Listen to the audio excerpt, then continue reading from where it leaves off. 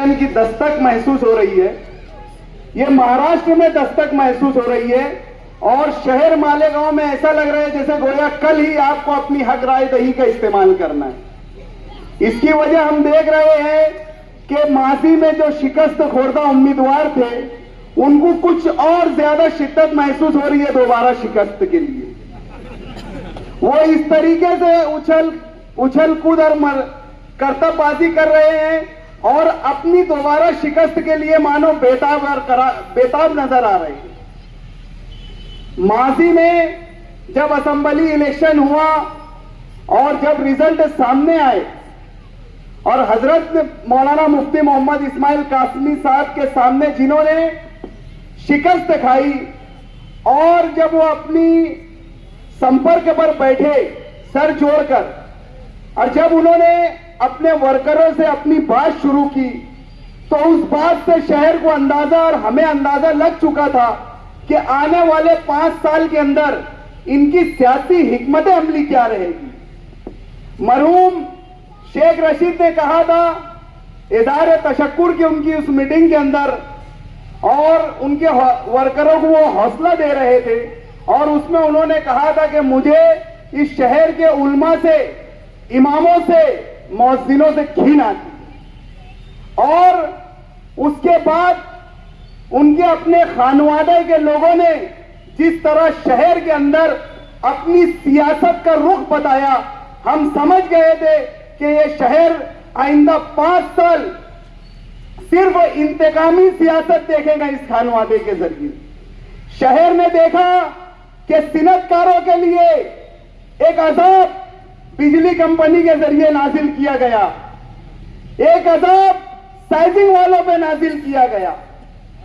इन्होंने पूरे शहर के अंदर इलाका वारियत और बिरादरियों में भी बिरादरियों के खाके तकसीम कर दिए गए और जो जैसा एरिया है उस एरिया के निस्बत से यहां पर उन्होंने वहां पर वो इलाके में काम करना शुरू करा। अगर इलाकों में कच्चे झोपड़पट्टी वाले इलाके हैं तो वहां पर कुत्ता गोली, जुआ, सट्टा, हर किस्म चीज को आम कर दिया और पावर के जरिए सिनतकारों को तकलीफ दी गई। साइजिंग के नाम पर, उसकी परमिशन के नाम पर साइजिंग मालकाना को हिरसा किया गया। ये पूरा 5 साल अगर आप देखेंगे इस खानवादे का तो ये 5 सालों में इन्होंने शहर को सिर्फ परेशान किया और ये डराने और धमकाने की कोशिश की गई कि मुस्तकबिल में आपने अगर हमारा साथ नहीं दिया तो हम आपको इसी तरीके से परेशान करेंगे। अरे बेटा, ये मालेगांव है, मालेगांव, और ये मालेगांव के लोग हैं। ये किसी से डरने वाले नहीं हैं और किसी से घबराने वाले लोग नहीं हैं। इन्होंने अगर तय कर लिया है तुम्हारी ताबूत में आखिरी कील ठोकना तो यह इलेक्शन तुम्हारी सियासत की ताबूत में आखिरी कील साबित होगा और यह मीटिंग उस बात की गवाही दे रही है। यहां पर जो लोग हैं जमा हुए, मैं आते आते राशिद अय्यूब साहब की तकरीर सुन रहा था।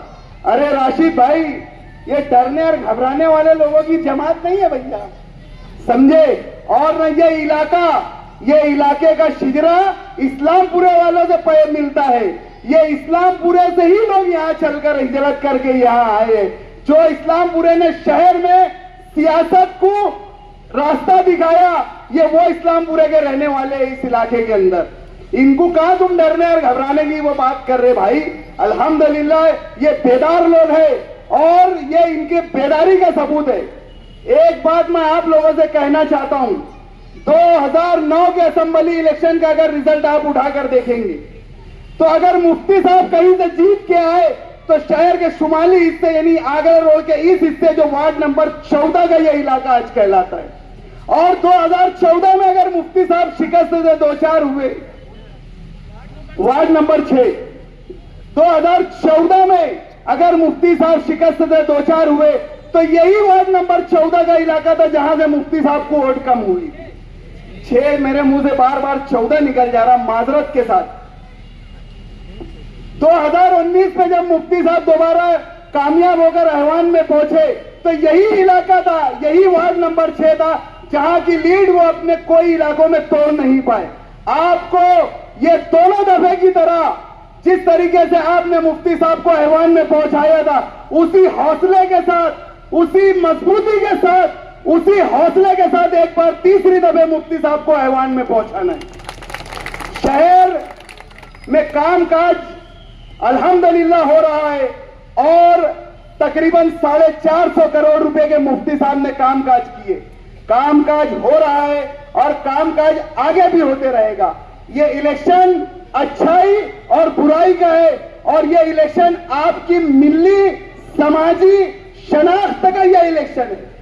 अगर ये इलेक्शन अच्छाई और बुराई का जो नहीं समझते और वो कामकाज की बात करते, अरे हमारी नस्लें अगर तबाह बर्बाद हो जाए, अगर हमारी नस्लों के अंदर कुत्ता गोली और दूसरी नशाउर चीजों की आदत अगर पड़ जाएंगी, तो ये सारे रोड, ये सीमेंट के रोड अगर कांच के भी बन जाएंगे तो ये कि हम चाटेंगे।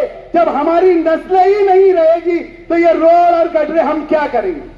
तो आज हमारी नस्लों की बका का ये इलेक्शन है, ये हमारी मिली बेदारी का इलेक्शन है, ये हमारी मिली शनाख्त का इलेक्शन है।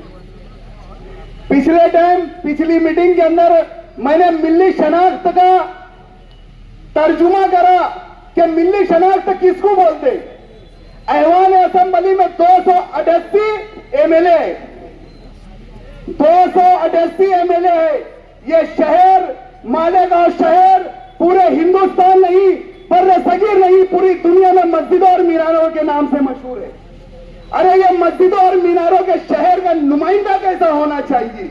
मैंने ये बात कही थी, अगर 288 एमएलए के अंदर मुफ्ती साहब का अगर खड़ा होता है तो ये बोला जाता है कि ये नुमाइंदा मालेगांव का है। इसकी शक्ल और सूरत देखकर ये कही जाती है। आपको यही मिलनी शनाख्त, आपको यही आपकी ये शनाख्त को कायम रखना है। और जिस तरीके से 9 और 14 में आपने मुफ्ती साहब का साथ दिया था, उसी तरीके से आने वाले असेंबली इलेक्शन में हमारा निशान पतंग है।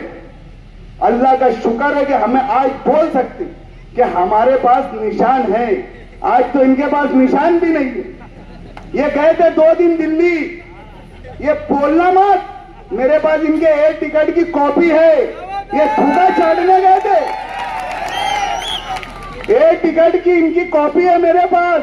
दिल्ली 10 जनपद सोनिया गांधी और राहुल गांधी के बंगले के पास मंडलाते हुए नजर आई। ये वीडियो सीसीटीवी में कैप्चर है, समझे। वहां गए, सोनिया गांधी ने इनसे कही कि बेटा पप्पू घर पहुंचो, हम टिकट लेकर आए। ये थूका चाटने गए थे, थूका। अल्हम्दुलिल्लाह इनको वहां से भी जवाब मिला। आज भी ये निशान के मोहताज है। हमारा कल भी निशान पतंग था, आज भी निशान पतंग है और इंशाअल्लाह आने वाले इलेक्शन में भी पतंग निशान रहेगा। हमारा निशान पतंग में फितरत में परवास करना है। आपके अपने मुस्तकबिल, आपके अपने बच्चों के रोशन मुस्तकबिल को अगर परवास कराना है तो हमारे निशान पतंग को भारी अक्सरियत से वोट दीजिए। इतनी ही बात बोलकर मैं अपनी बात खत्म करता हूं। अस्सलाम वालेकुम।